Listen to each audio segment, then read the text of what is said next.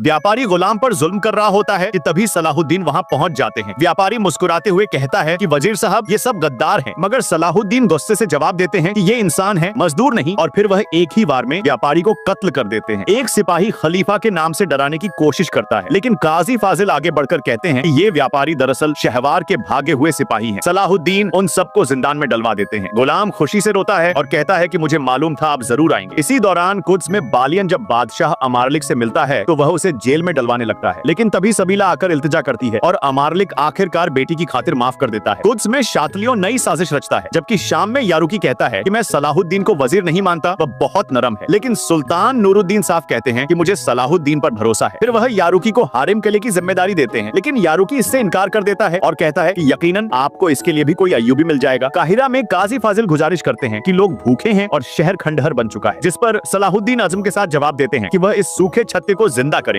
वह खलीफा के साथ मीटिंग फिक्स करने का हुक्म देते हैं। वहीं पर खलीफा के दरबार में जौहर सलाहुद्दीन को बदनाम करता है। खलीफा को तो लगता है कि सलाहुद्दीन अभी कम उम्र और ना तजुर्बेकार है, लेकिन अब उसका दिमाग बदल चुका है, क्योंकि सलाहुद्दीन उनके लिए सोच से भी ज्यादा बदतर साबित हो रहे हैं। तभी काजी फाजिल आकर डट जाते हैं कि यही शख्स जौहर ही मिस्र को तबाह कर रहा है, इंसाफ करे। लेकिन खलीफा उनकी बात को नजरअंदाज कर देता है। फिर काजी फाजिल उसे सलाहुद्दीन का पैगाम देकर चले जाते हैं। इसी दौरान बालियन गुस्से में अपने हक के लिए हर चीज करने को तैयार है। उधर सलाहुद्दीन को सुल्तान का खत मिलता है कि मीला हमारे हवाले करो। काजी फाजिल खत देखकर कहते हैं कि यही आपका असली इम्तिहान है, आप वजीर हैं या सिर्फ अमीर के फरमाबरदार। दूसरी जानिब मीला को कैद से निकाला जाता है और अवाम के सामने लाया जाता है। सच्चाई पता चलने पर लोग उस पर पत्थर बरसाते हैं। शमसा और कारातिगण देखते रह जाते हैं, जबकि जमशेद अफसुर्दा होकर कहता है कि सब खत्म हो गया। मीला को वह लम्हा याद आता है जब बिल्कुल यही सीन उसने अपनी खाला के साथ होते देखा था। तभी सलाहुद्दीन वहाँ आकर रुकने का हुक्म देते हैं। उनकी मौजूदगी से खामोशी छा जाती है। सलाहुद्दीन भड़क उठते हैं कि मीला को जलावतन किया जाएगा, लेकिन इस तरह रुस्वा नहीं किया जाएगा। वह सिपाहियों को हुक्म देते हैं कि हुजूम को हटाया जाए और उरफा व बोजुक को ताकीद करते हैं कि मीला को मिस्र की सरहद तक बहफाजत पहुंचाए। मीला सलाहुद्दीन से पूछती है कि तुम मुझे क्यों बचा रहे हो? जवाब मिलता है कि मैं किसी खास के लिए नहीं, हर औरत के लिए यही इंसाफ चाहता हूँ। मीला तंजिया मुस्कुराती है कि काश कोई ऐसा मेरी खाला के लिए भी होता, और फिर उर्फा उसे लेकर आगे बढ़ जाता है। शमसा ये सब देखकर गुस्से में वहाँ से चली जाती है। उधर एबलिन में बालियन अपनी खोई हुई इज्जत वापस पाने के लिए हथियार उठाता है। लुहार लियोन पहले तंज करता है कि एबलिन के मुश्किल वक्त में तुम गायब हो गए थे, लेकिन बालियन मजबूत लहजे में जवाब देता है कि मैं लौट आया हूँ, अब मुझे अपने शहर के लोगों की जरूरत है, पुराने सराय में मेरा इंतजार करना। इसी दौरान शातलियों अपनी मक्कारी के साथ मीला का इस्तकबाल करता है। वह तंज उड़ाता है, मगर उर्फा डट कर जवाब देता है। वह लड़ाई पर उतर आता है, मगर मीला दरमियान में पड़ जाती है। शातलियों हंसते हुए कहता है कि आज बच गए, लेकिन अगली बार न तुम बचोगे और न तुम्हारा वजीर। शाम में सुल्तान को खबर मिलती है कि सलाहुद्दीन ने मीला को जलावतन कर दिया है। वह गुस्से में कहते हैं कि वह औरत कले की फतह की कुंजी थी। मुदूद एतराज करता है, मगर आखिरकार हुक्म मिलता है कि जाओ।